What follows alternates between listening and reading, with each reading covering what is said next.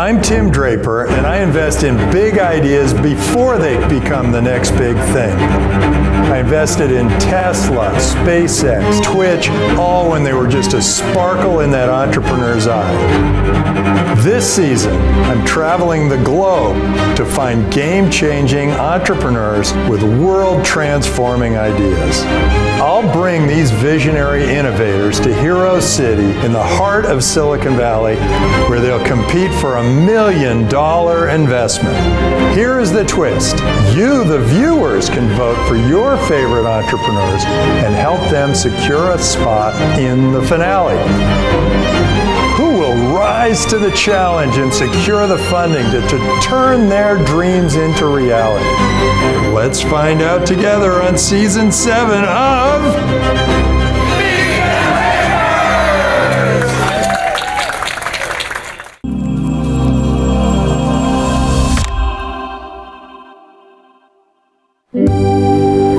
Meet the Drapers takes us all the way around the world. Here we are in Paris. I'm on the Seine. We're looking for the greatest entrepreneurs in the world. One of them might be right here.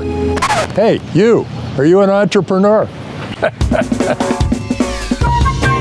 We're experiencing Paris Blockchain Week at its absolute best. Well, here we are underneath the Louvre, and look at all the potential entrepreneurs. Hi there, what do you guys do? We're really having some fun here. Crypto Megan. This is going to be a really spirited show. $1 million investment from Tim Draper. $1 million investment. $1 million? $1 million would help us accelerate our mission of democratizing Bitcoin here in Europe. This will give us an opportunity to become the next unicorn in crypto. Would really allow us to scale the team and scale our marketing efforts, reach our first 1 million users. $1 million would enable easy integrations with all the partners we're working with. If you would invest $1,000, that's good enough for me.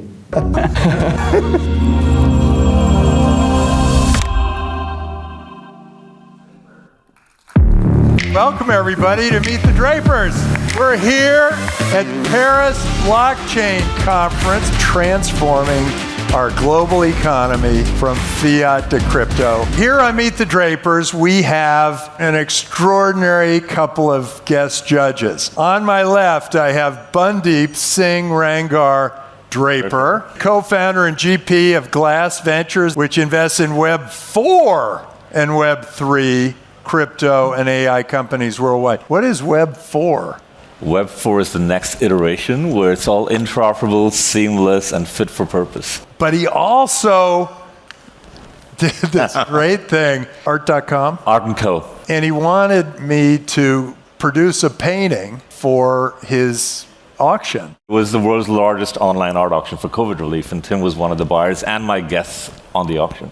It was great. He totally inspired me to make this painting. It's really awesome. And on my right, we have Gaurav Dubey, CEO of defy. And it's a Web3 incubator and consulting company that provides access to mentors, token economics, and industry connections. So Gaurav, Dubey, Draper, welcome to the family.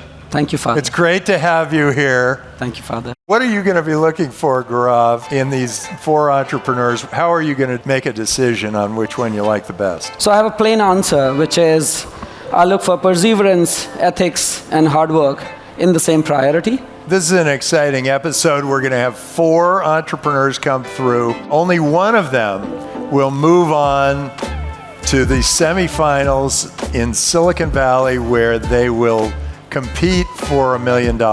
Let's welcome our first entrepreneur. But before we do, let's see what's going on behind the scenes.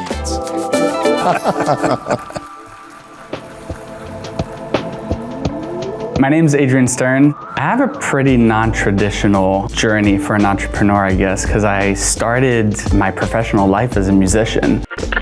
I started a reggae band with a couple of friends, played in some of the biggest festivals all across Europe. I got to meet a lot of artists, started producing, founded a record label, and that's really how I kind of built my entrepreneurial chops. After my dad had passed, did a full 180, kind of stopped music, got a job in banking. Didn't love the corporate culture, so decided to go back to school to do an MBA, and eventually got to a point where I was like, okay, well, I wanna start my own business. My mom, who has always thought that I would become a doctor, probably was a little frustrated that I would choose again something that has that degree of uncertainty. You know, the way I thought about it was, what is the choice I might regret not making when I'm 85 and looking back at my life? At that moment, it became clear that I had to try to start my own business, and that's what led me to start Reveel. That is a unique journey. From reggae artist to banker to tech founder, I'm now in a spot where people understand what I'm doing. Sometimes still think I'm working too much, but balance can be found in the longer term. In the shorter term, there's a lot that needs to be put in acquiring users and getting to break even and figuring out the marketing to scale. So what would that reggae artist say about what you're doing now? He would probably say, WTF, man. Coming up on Meet the Drapers. The problem of payment business, you have not implemented the cost of compliance. You'll have a tough time growing.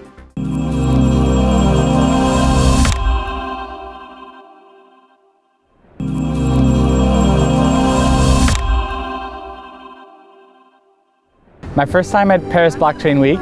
I've been to Paris for different conferences before, and it's always an amazing time. I mean, it's such a vibrant city. And I have to say the tech scene has been developing like very quickly here. Each time I come back, it feels like more and more lively, more and more entrepreneurs, investors. It seems like just a great capital in Europe now for entrepreneurship. And then there's just something in the air about Paris, especially when it's springtime like this, that just feels like vacation. So although we're here for work, it's also very relaxing to just walk in the park next to the Louvre and see all these, historical monuments. It's just such a rich place.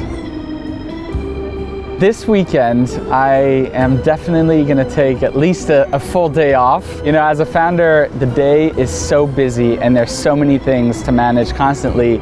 Just having nothing to do and being able to just go with the flow is vacation. So I'll probably take one of the bikes, ride around the city, stop in a cafe if I want to, go to a museum if I feel like it. The plan is no plans.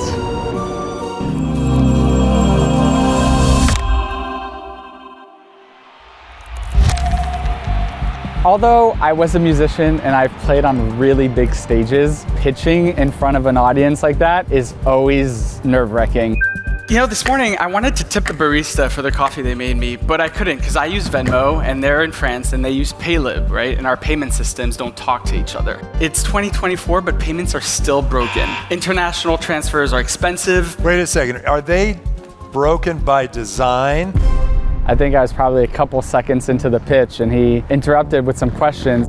Are they trying to do that? Are they trying to create a problem for you? Or is it just doesn't work? Well, the old rails that we've been transacting on are not efficient, right? And there are so many intermediaries. And with crypto rails now, we can have instant settlement in different territories and different jurisdictions. But when you look at using crypto, that's complicated and most people don't really understand it. And so that's why we're building Reveel, an easy way to send money to anyone, anywhere, and on any chain without having to navigate the complexity of learning blockchain technology. How do you get paid? We will implement a fee on transactions. How high would that fee be? Sorry? How much would you charge?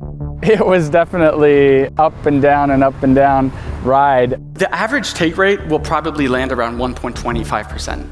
I wonder, if you're desperate, in a desperate situation, why wouldn't you pay more than that?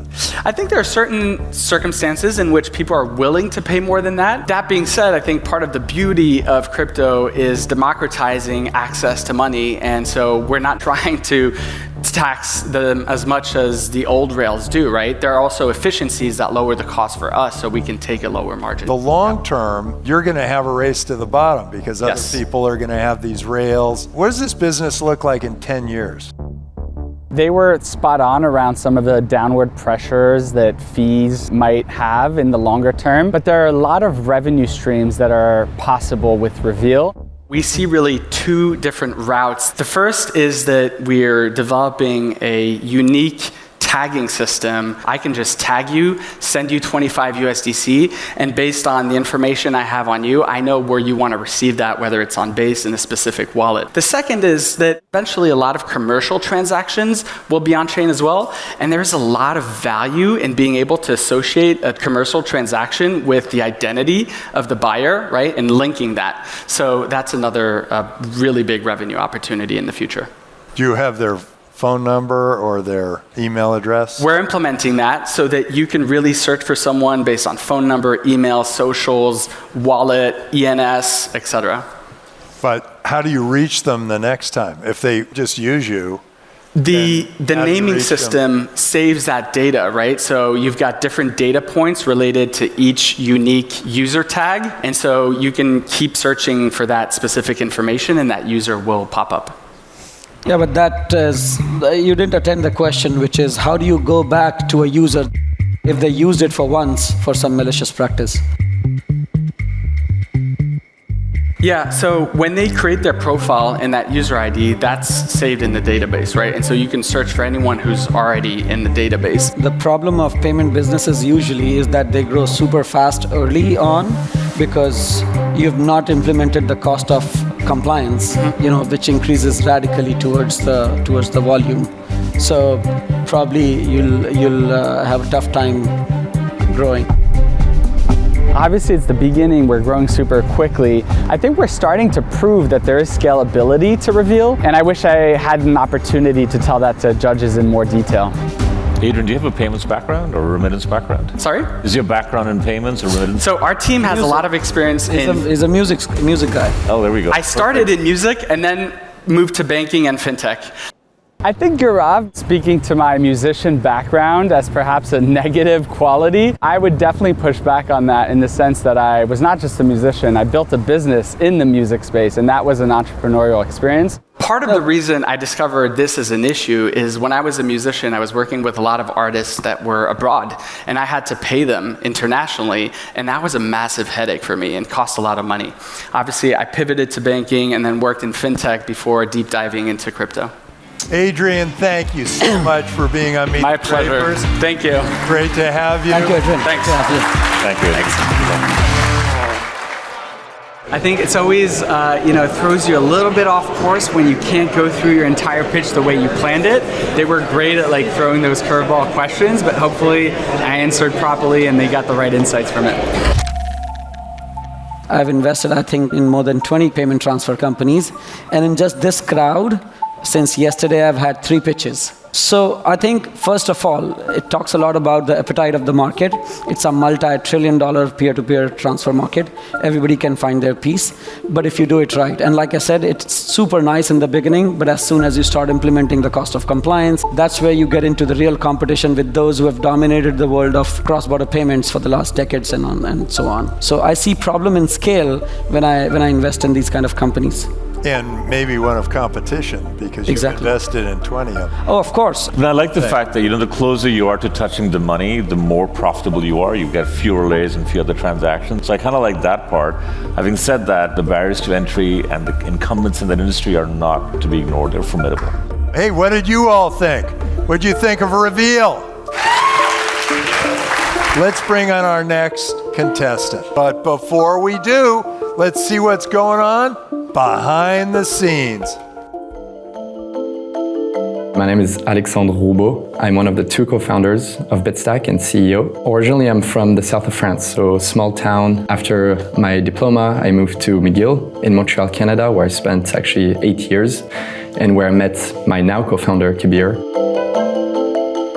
I was in business school, he was in engineering school, and we actually met because we both had this common interest for Bitcoin. Not so clear we were going to start a company together.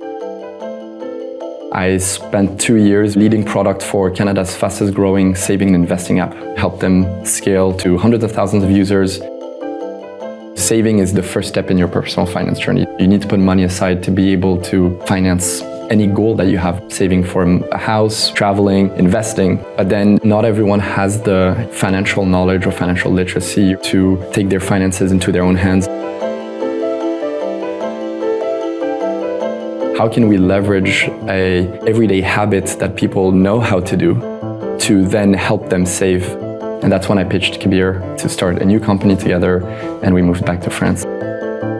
Running a company, you kind of have to learn to manage your emotions because you're on this constant roller coaster of we're doing great, this is going to go very far, to oh, now the challenges are very hard, this might not go anywhere. And it can be very draining personally if you don't know how to manage these emotions. The key solution is to have a very strong co-founder so that you can kind of lay your head on their shoulders.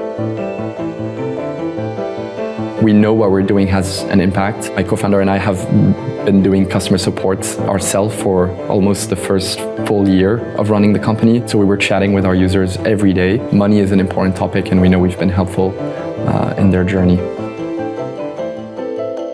If you were to win this competition, who would get the most excited? Who would call you right away? Other than my mom, I would hope and I think the team would be super proud. We're all very proud of what we accomplished together. Coming up on Meet the Drapers. I think you missed the question. Now, couldn't Acorn just do this? What stops somebody else from doing exactly what you're doing?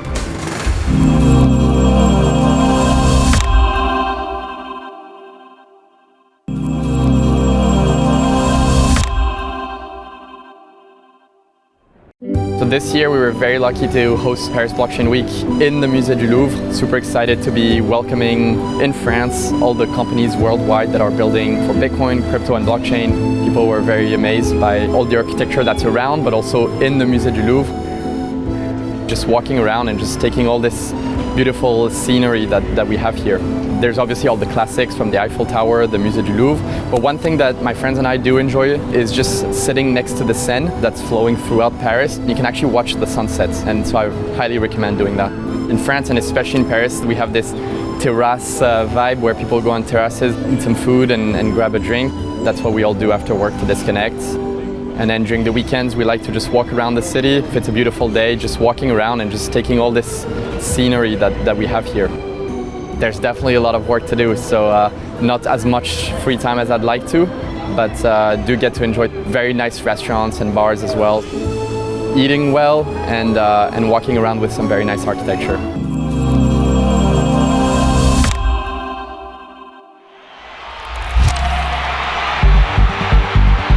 You're always a bit nervous before you pitch, especially when the crowd is big, but the vibe from the audience was amazing. For many years, I've tried to convince my friends and family to buy Bitcoin, but they didn't know how or where to do it, or even just how much money to invest. So we've built Bitstack, the first mobile app that allows anyone to save and invest in Bitcoin effortlessly. So how does it work? You can link any European bank account to the app, and Bitstack will automatically round up your everyday purchases and invest a spare change in Bitcoin. If you buy a coffee for €2.60, Bitstack will round it up to €3 and invest the 40 cents difference in Bitcoin. It's just a set it and forget it solution. So now anyone can simply invest in Bitcoin regardless of their financial literacy or technical know-how. And as a result, over 50% of our users are first-time crypto investors. Didn't really know what to expect, so when Tim cut me off. And Do the buyers who leave their change and you put it into Satoshis, do they have any sense of how they can spend it, save it? What are they generally doing with it? I thought I was going to be delivering the whole pitch, but he jumped right into the questions. But I've pitched many times before, got to draw a lot from that experience. That's how users get started, but already today in the app, they can also buy one-time Bitcoin, they can sell Bitcoin, they can send Bitcoin to any other external wallet. I think you missed the question. People who are not acquainted to cryptos, how do they retrieve the returns? They still have to get exposed to the crypto literacy. Yeah, so because of the position we have, obviously we've built a lot of content on what is Bitcoin's value prop. We've become the #1 YouTube channel in France on building that educational content on Bitcoin. We're the #1 on Apple Podcasts, on Spotify. How do you get paid? So we charge 1.49% every time you buy or sell Bitcoin, and that fee decreases over time as you trade more volume on the platform. Now, couldn't Acorn just do this? They're doing that same thing. Correct. They're taking people's change and putting it away for a rainy day. Yeah. What stops somebody else from doing exactly what you're doing? The same salami technique, rounding up. So here's the deal. In Europe, it's a very regulated market. So we're actually one of the first few companies that are fully regulated here in France with the equivalent of the SEC, so the Financial Markets Authority. We've become the leader in less than 2 years in France. We're on track to be the leader in Europe over the next 2 years, and then we'll go for global expansion after that. To give you a few numbers, in less than 2 years, we already reached over 40,000 monthly active users, collectively saving over 8.6 million euros in Bitcoin every month. We're generating out of that over 200,000 euros in monthly revenue, and we're growing 10% month over month. I wish I could share more details with them, but there's something very exciting that we'll announce very soon. We have our first partner who's one of the largest financial institutions in France. So I wish I could tell them more about that, but I guess they'll have to wait for the news to come out. Is your end game to be acquired by someone like Revolut or become someone like Revolut? Assuming they can offer the same thing. We'll beat Revolut. We'll beat Revolut because our thesis is that digital assets are going to be in the core or the future of the banking experience, and we're just uniquely positioned to build that Bitcoin native bank. Why do you care? Why do I care? Yeah, why do you care? Why does this matter? Some people say fix the money, fix the world, and so if we can help that, that's our job. I connected personally great with Tim. I know Tim is a big fan of Bitcoin and he understands how Bitcoin is a force for good. Well, Alex, thanks so much for being on Meet the Drapers. My pleasure. Great to see you. Feeling good, exciting, obviously nervous, some adrenaline, but always super pumped to be able to share our story. Yeah, so I like the fact that he's got a big ambition, wants to take on the likes of Revolut, but I do feel like it's got a limited scope geographically. Barriers to entry are low. Ambition's good. Business model, not quite convinced. I might slightly disagree, slightly and politely. If you're able to fix something for just a small geography, but you do it right, you are still more successful than those who have a global purview. But at the same time, I do agree that the business model can get better. Ambitions for sure work out. Hey, audience, what did you guys think of this? Alex, good guy, right? Yeah. Okay, so let's bring on our next entrepreneur. But before we do, let's see what's going on behind the scenes. Eyebrows, everybody. Yes. All of you, eyebrows. My name is Faraj Abutalibov. I'm a co-founder of a cross-chain protocol called Crosscurve by Ava. I'm originally from Azerbaijan. This is a small country between Russia, Iran, and Turkey. And I came from very, very humble background. My family was living for like $100 per month for like 15, 20 years. I grew up to become an oil and gas engineer, working for large oil and gas companies like BP, ExxonMobil. Then I did my MBA, then Harvard Business School, and I fell in love in crypto. One of my friends, Andre Cronier, he's the founder of Phantom. He was saying that crypto is actually internet of 1991, 1994. Do you remember how dial-up connection sounded like? There's a lot of hype around project founders that are so driven by the ideas. Everyone is trying to go and find new YouTube, and it's still dial-up connectivity in the infrastructure side. So the advice he gave me is build the technology. It's very difficult to jump the ship and become an unpaid entrepreneur with huge risks and having family, house, 3 kids, 2 cars, cat, etc., right? It's very hard to leave golden handcuffs of oil and gas industry. They pay you extremely well. But once you start talking to different entrepreneurs, once you start having this virus of entrepreneurship in your blood, it's very difficult to come back and continue this 9-to-5 job. My personal motivation comes from maturing this field from Wild West to an adult-run institutional space. Don't take me wrong, I'm not idealistic. I do want to break my ceiling and go to a different level of lifestyle for my family. But I want to create that first Google, first Microsoft of crypto that will serve the industry. Coming up on Meet the Drapers. Is this logo something that comes out of the back of a unicorn's butt?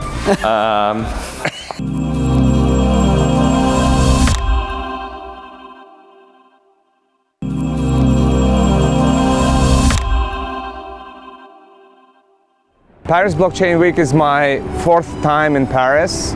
It's always super beautiful over here, especially in this time of the year. So if you ever visit Paris, don't do it in the summer, super hot time, or don't do it in the winter, do it in this time.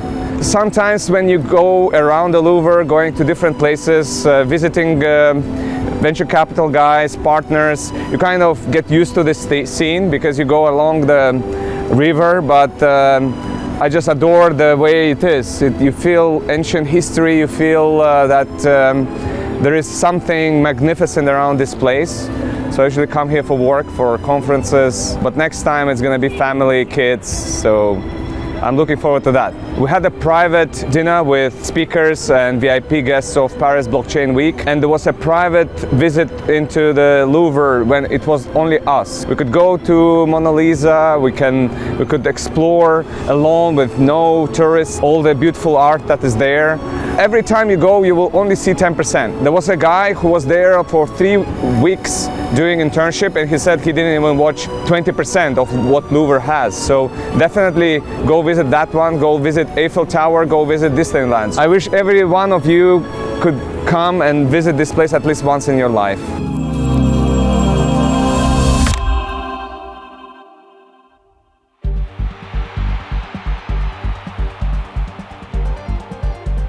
I'm a co-founder of a Crosscurve. We're building the future unicorn that will revolutionize the crypto space and especially DeFi space. We are actually solving the 2 major DeFi problems, which is liquidity fragmentation. Now, how do you know you're going to be a future unicorn? Exactly. And how far into the future is this unicorn going to appear? We will see. It depends on the success of this pitch, right? And is this logo something that comes out of the back of a unicorn's butt?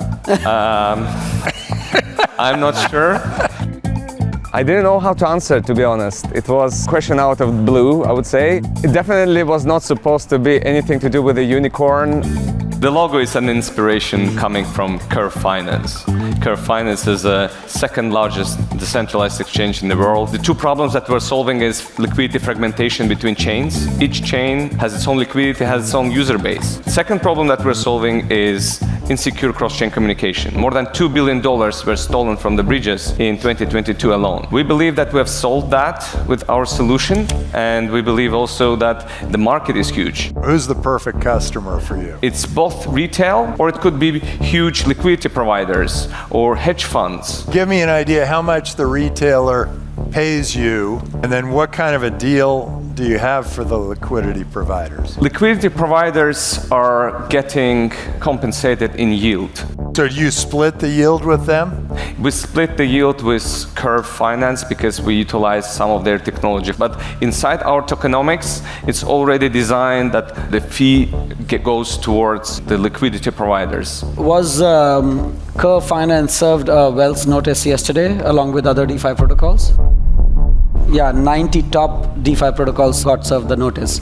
Absolutely. There's no dependability. The question from Gaurav was super difficult for me. To be honest, I was not following the news yesterday. I was preparing for the pitch. I didn't know how to answer. If entire DeFi goes down, and which I don't believe it will, then we might go along with them. But if it survives, and there is also the world outside US and outside US regulator, if it survives outside, we will survive and thrive with them. Who has the power in the relationship with Curve Finance?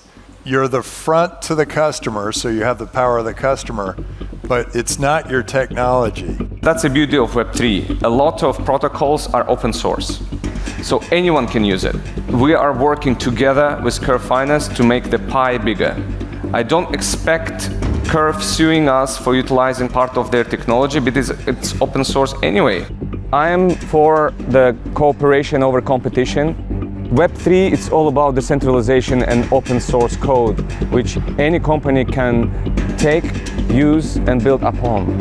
Who would you work on with after Curve? What's your next best partner? All the major bridges first, then with the new chains. So for example, there are every day the new chain is coming up, and some of those chains pay up to 0.3% of total supply to bring the TVL from Ethereum to their new chain.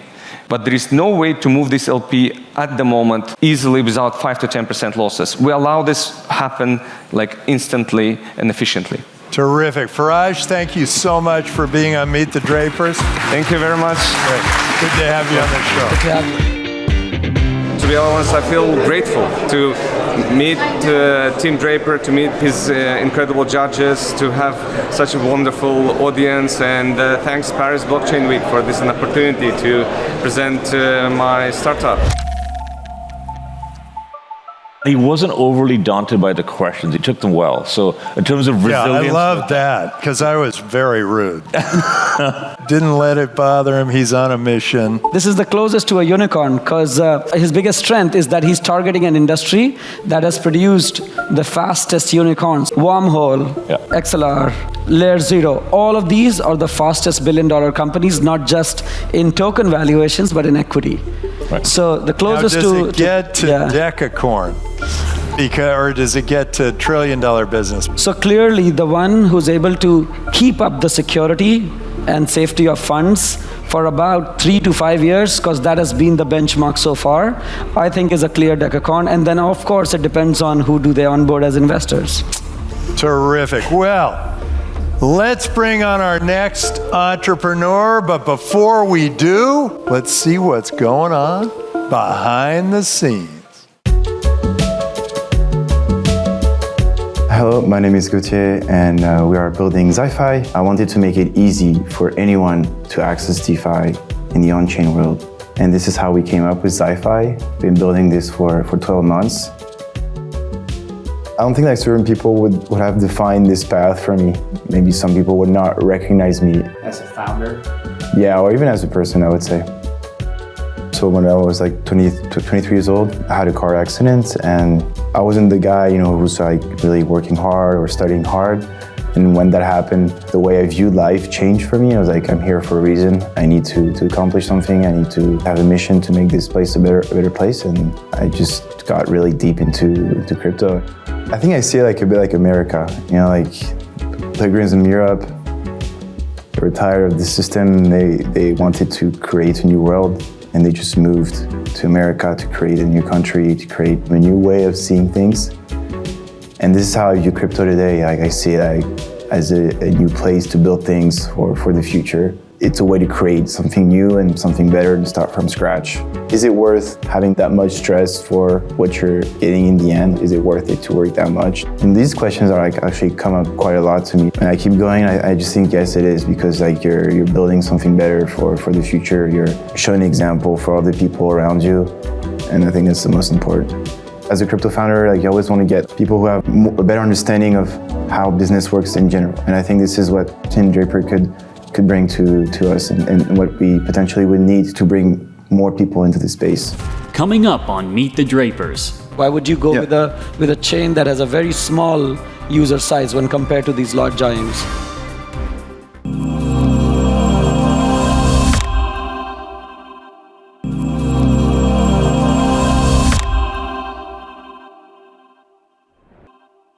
There's really something magical about Paris. It's just so romantic, so beautiful. The whole city is just a piece of art. I was not, expecting to be here pitching in front of everyone. So it's a pure pleasure. For me, the Louvre is really something to go and visit. Eventually, there's a bunch of others like Pompidou Museum, the Eiffel Tower. I feel sometimes that there's more life in Paris, that people are more energetic. And so for me, it's always a pleasure to come back where I was born. And honestly, I've been, just working so hard and just being outside actually and just taking some bit of time off is a pure pleasure because I can really take a step back on my work and enjoy being in Paris.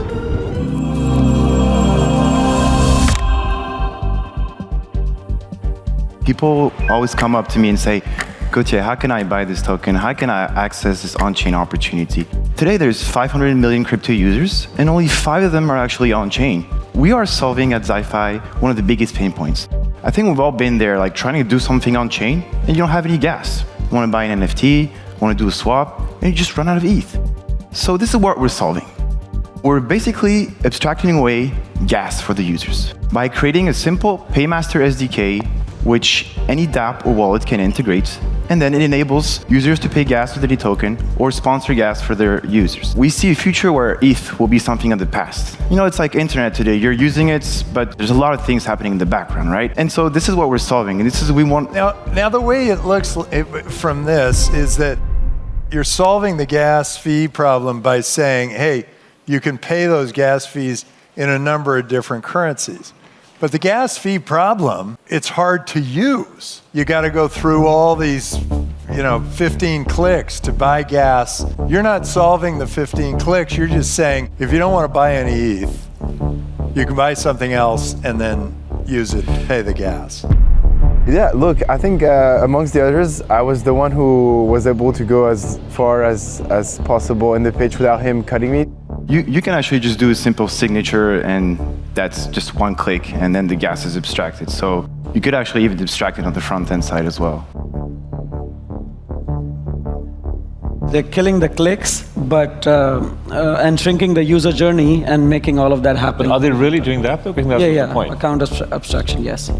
Maybe I should have emphasized more on the problem, what we're trying to solve, and this is a pretty technical product in the end. So who's your best friend in the ecosystem then? We've been building closely with ZK Sync as they support native account abstraction. Why ZK Sync? There are a ton of account abstraction techniques, and because the standard is open source and almost every single chain has that, why just ZK Sync? And by the way, there are large liquid ecosystems like Sui, Aptos. Everybody has their own account abstraction. Why would you go with a chain that has a very small user size when compared to these large giants? It's very stressful, like to be on stage with all these VCs. It's a battle. Yeah, for sure, because ZK Sync is setting the example for all the other L2s. They have what we call native account abstraction, so it's implemented in the chain itself. So the market is exactly... Omnichain set the example for secondary coins, colored coins, and there were actually other chains. Doesn't mean we have to stick to Omni. We have so much better technology, so much more TVL, so much more users. Already a plot for you to play around. Why ZK Sync only? For us, it's the way to start. So we're going to go to Starknet. They reached out to us. Native account abstraction is being discussed at the Ethereum Foundation. So as soon as that is implemented, we'll be able to go across all the different chains and provide our technology with the experience and knowledge we've gained on ZK Sync. He asked the right questions, and maybe I didn't answer the best way as I could. Terrific. Gauthier, thank you so much for being on Meet the Drapers. Thank you. Pleasure. I think they had great questions. They challenged me on what needed to be challenged, but I think we have to dig more into the technicalities for them to understand better where we're heading and why we're doing what we're doing. Okay, so what did you think of Gauthier and Zyfi? A lot of people are doing this. It's important, but it's also important to approach it the right way. If they would stay true to their pitch, which again goes back to where I started, which is Ethereum, which has the largest TVL, the maximum adoption, the maximum dApps, I think they can kill it. The best comparison is, do you think the one-click Google login or a one-click Facebook sign up changed the world? If you think so, then this will.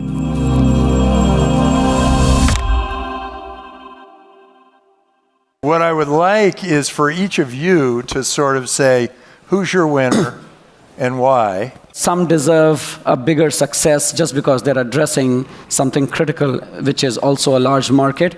Crosscurve deserves a better success or will achieve a bigger success in terms of valuations, transactions, and the lives they touch. For me, I think as an investor, that would be my choice. Bandeep, what do you think? So I got to put all of them there because they all came up very bravely and pitched something that they're all passionate about and that you cannot ever discount. Exactly. So having been an entrepreneur, I know how difficult it is. Hats off to you for being there. Now, it's time to announce the winner. We can't really come up with this, but there is a crystal ball here. Is it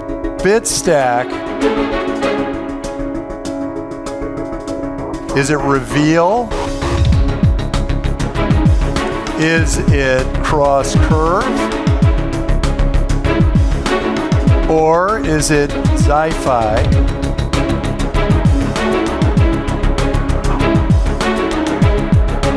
And the winner is Crosscurve. Congratulations. Our partners, our hard work, the good pitch perhaps played out. In my head, I'm preparing for a trip to US. Here's the good news. You, our viewers, can go to meetthedrapers.com and you can vote any of the others to the finale. Our job at Bitstack was to make it super simple, super fun, and effortless for anyone to acquire their first Bitcoin. To the audience, please vote back us on the show. I think the audience should bring us back on because we're really changing the way people can send money to each other and really connecting the entire world around a single payment solution. We're solving the gas problem in the industry. This will eventually enable anyone to access the blockchain. We found market fit, so this is why I think you guys should put us back in. See you next time on Meet the Drapers!